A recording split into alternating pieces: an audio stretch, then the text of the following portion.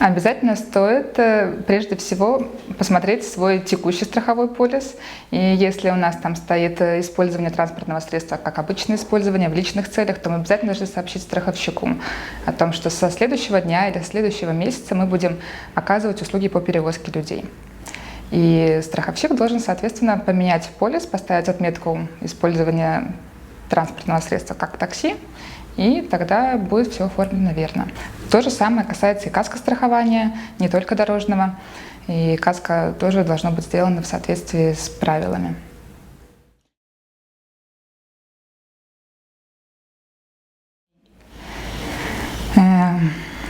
Может быть плохо, может страховщик не возместить ущерб. То есть, в принципе, любой полис, который мы покупаем, мы хотим получить возмещение при возникновении ущерба страхового случая.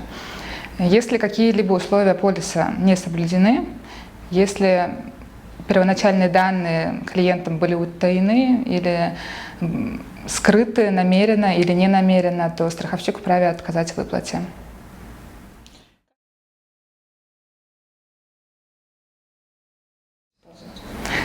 Страховщики — это те же самые люди, как и мы с вами. Они обязательно пользуются и социальными сетями, и читают форумы, и точно так же пользуются услугами и такси, и Uber, и Taxify, и всеми возможными. И поэтому, конечно, может случиться такое, что страховщик узнает из каких-то третьих источников. То есть это не обязательно какой-то официальный должен быть источник. И если возникли сомнения, то страховщик обязательно уточнит у клиента, так ли это, и сделает соответствующие заключения.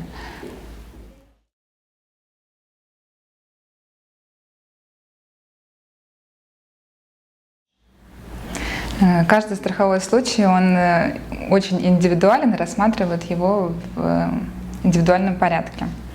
И поэтому очень сложно сказать, как страховщик поведет себя в той или иной ситуации, но может возникнуть так, что обязательно спросят, во-первых, объяснительную самого водителя одного транспортного средства и второго, виновника пострадавшего, а также если идет претензия по возмещению ущерба здоровью тех самых пассажиров, то их объяснительные тоже, соответственно, их заявления. И вероятнее всего эти пассажиры так и напишут, что мы ехали в машине, пользовались услугой Uber или Taxify, и мы находились в этой машине и попали в аварию, в связи с чем получили травмы и ущерб своему здоровью, и хотели бы получить компенсации по восстановительному лечению, по восстановительному массажу и еще какие-либо компенсации.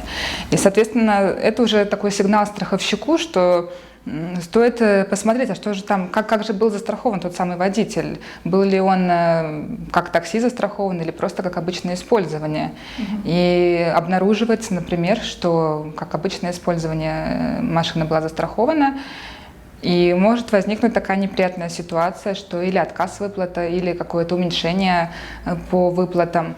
То есть здесь предсказать, как будет вести себя страховщик, очень тяжело, но эти варианты, они действительно могут быть. Но с другой стороны, может, конечно, и повезет, и будет ущерб полностью рассматривать страховщик виновника и делать все это возмещение только страховщик виновника. И, соответственно, ему, в принципе, будет не важен полис пострадавшей стороны. А если окажется один страховщик у того и другого? У нас в Эстонии это очень вероятно, потому что только 9 страховых компаний на рынке, и вероятность того, что в одной и той же страховой компании застрахованы оба машины, эта вероятность велика. Поэтому, как говорится, лучше не рисковать, а лучше делать все по правилам.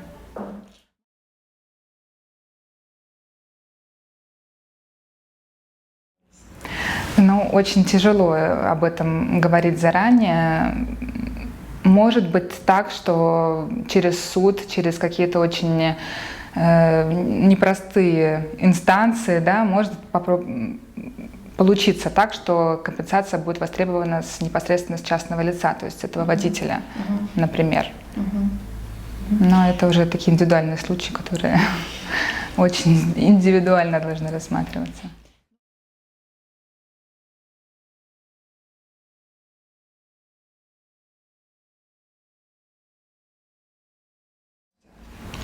Ну, это, конечно, надо делать сразу. То есть, если мы завтра планируем идти и перевозить людей, и получать за это финансовую прибыль, то мы должны сразу сообщить или своему страховщику напрямую, если мы знаем, где заключен полис, или же позвонить продавцу своего полиса. Обязательно есть человек, кто вам продал этот полис, и сообщить, сказать, что я с завтрашнего числа собираюсь использовать машину как такси, собираюсь перевозить людей в ней, и, пожалуйста, поменяйте мне полисы, как каска, так и дорожное страхование. И тогда продавец должен пересчитать, потому что цена за использование автомобиля с целью такси, да, с целью перевоза людей будет выше, чем обычное использование.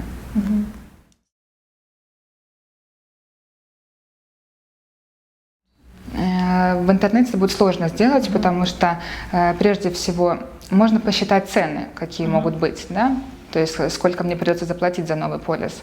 Но прерывать действующий полис все равно через страховую компанию. То есть это либо email в страховую компанию, либо какой-то звонок. И, в общем, как-то надо все равно связаться с людьми, потому что технически интернет-программы этого не позволяют сделать.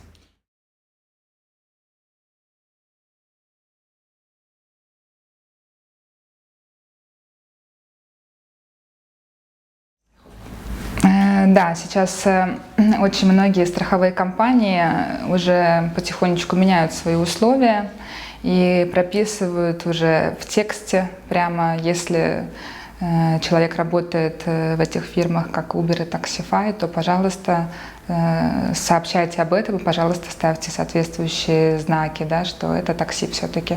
Это уже написано в условиях, и если человек не читает условия, то это нехорошо.